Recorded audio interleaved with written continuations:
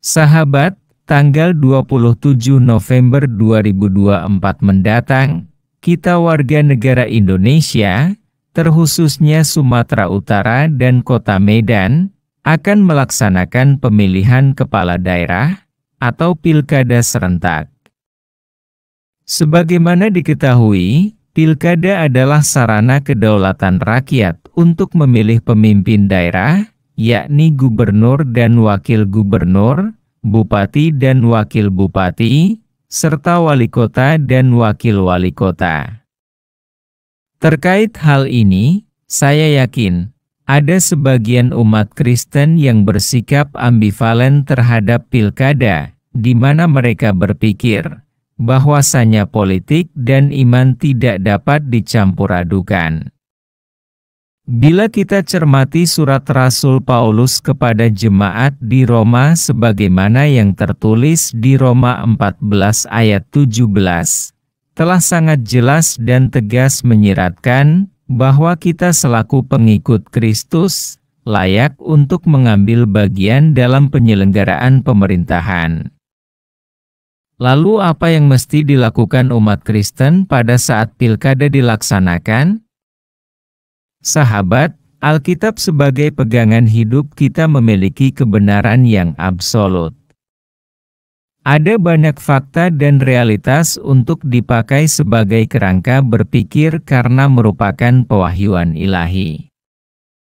Tuntutan untuk mengaktualkan ayat-ayat Alkitab dalam rangka memaksimalkan dukungan, yakni agar tidak membiarkan orang lain terjerumus dalam penderitaan sebagai dampak dari memilih pemimpin yang tidak tepat pada pesta demokrasi.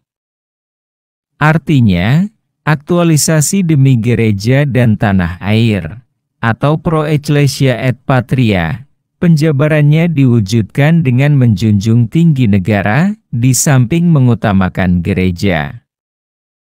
Sehingga, sangat jelas pesta demokrasi Pilkada Serentak 2024 adalah bagian dari tanggung jawab iman dan kepercayaan kita kepada Tuhan, yakni untuk menghadirkan pemimpin yang seturut dengan Tuhan, dan sekaligus menghadirkan kerajaan Tuhan di muka bumi, meski peran kita tak lebih sebatas sebagai pemilih.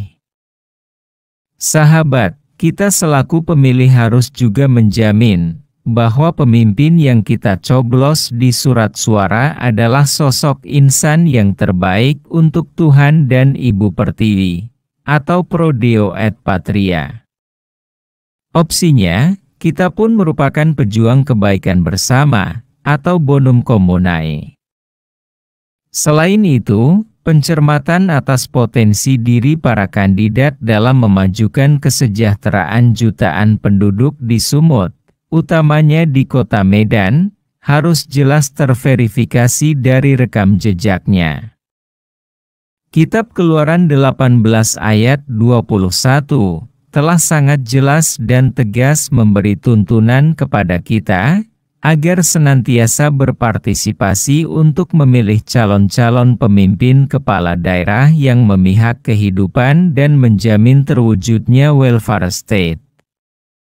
Artinya, mencoblos nama pasangan calon kepala daerah terbaik yang jujur, berintegritas dan sangat peduli pada persoalan keadilan, kemiskinan, kesetaraan gender, lingkungan hidup, serta berkomitmen dalam mengupayakan kesejahteraan bersama.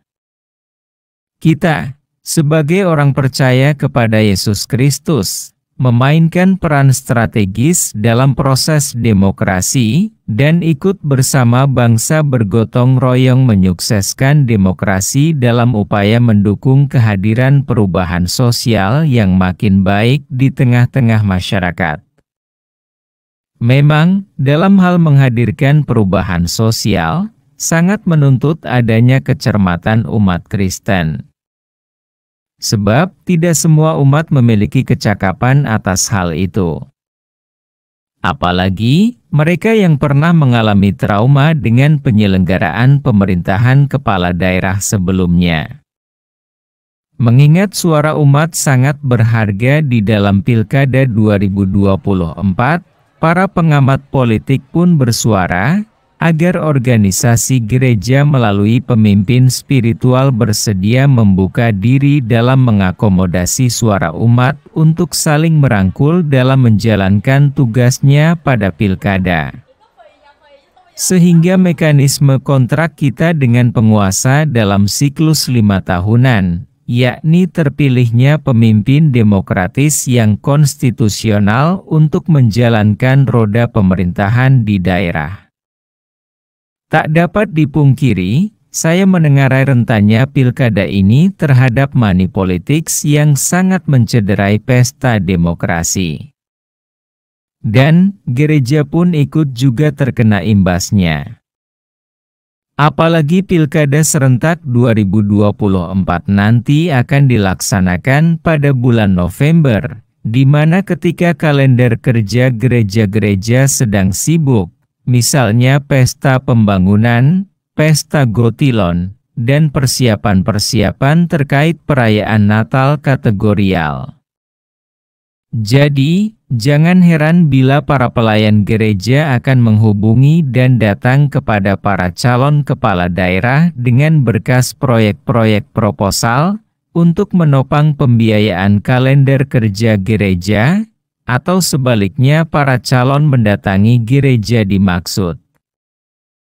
Oleh karena itu, umat memiliki tanggung jawab untuk mengingatkan para pelayan gereja agar senantiasa waspada dalam hal ini. Tujuannya, agar gereja ikut secara tegas menolak politik uang. Gereja tidak boleh tergerus atau bahkan ikut arus, lalu hanya menjadi instrumen kepentingan satu golongan tertentu, baik atas nama agama, gereja, etnik atau marga. Untuk itulah, gedung gereja tidak boleh dijadikan sebagai ajang kampanye dan politik praktis, demi kepentingan aktor-aktor maupun partai-partai politik manapun itu. Pelayan gereja melalui pimpinan majelis, pendeta dan penatua, harus secara serius mempersiapkan warga jemaatnya sehingga mampu bersikap kritis terhadap penyalahgunaan gedung gereja, politik uang, maupun kepentingan primordial atau sektarianisme yang bisa membawa perpecahan internal gereja, dan bahkan memicu perpecahan di dalam masyarakat. Terkait hal itu, daripada sekadar kritis dan anti-politik, warga jemaat harus diberdayakan secara maksimal agar mampu melakukan tanggung jawab politik mereka sebagai warga negara dan warga gereja.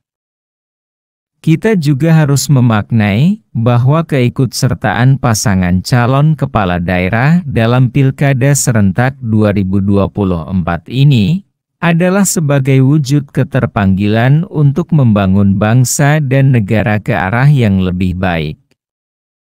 Ingat, kekuasaan itu adalah alat dan sarana untuk melayani Tuhan dan umat-Nya, karena itu komitmen untuk memperjuangkan kepentingan rakyat terutama yang miskin, termarginal dan terdiskriminasi adalah hal mutlak yang tak dapat ditawar lagi. Adanya sikap jujur, menjauhkan diri dari suap dan penggunaan dana-dana pemerintah, seperti dana bantuan sosial, serta transparansi adalah warna dan ciri khas yang nyata ada pada diri paslon kepala daerah. Di samping adanya perbuatan yang tidak menghalalkan segala cara yang menabrak etika, kesusilaan dan melanggar hukum, atau tindakan-tindakan yang memanipulasi isu gender, etnik, gereja atau agama yang bersifat sektarian dan primordial sempit demi mengejar kepentingan pribadi dan kelompok yang tak siap menerima kekalahan. Setiap warga gereja di Indonesia, khususnya di Sumut dan Kota Medan, sangat penting menyadari atas adanya hak dan kewajiban dalam menggunakan suara pada Pilkada serentak 2024, yang senantiasa beradaptasi dengan perkembangan demokrasi dan politik elektoral saat ini, sehingga memperoleh pemimpin yang tepat bagi gereja dan tanah air. Umat akan dimampukan Tuhan untuk memilih dengan menggunakan hati, mendengarkan informasi yang benar, membuka pikiran dan wawasan dalam menentukan pilihan calon kepala daerah, serta berbicara dengan hati untuk menyuarakan pilihan yang benar kepada sesama. Sebagai pengikut Kristus yang telah maksimal berupaya melibatkan diri dalam Pilkada serentak 2024, tetap percaya bahwa selalu ada campur tangan ilahi. Karya dan kuasa Tuhan pasti ada dalam penyelenggaraan Pilkada di Indonesia, utamanya di Sumut dan Kota Medan.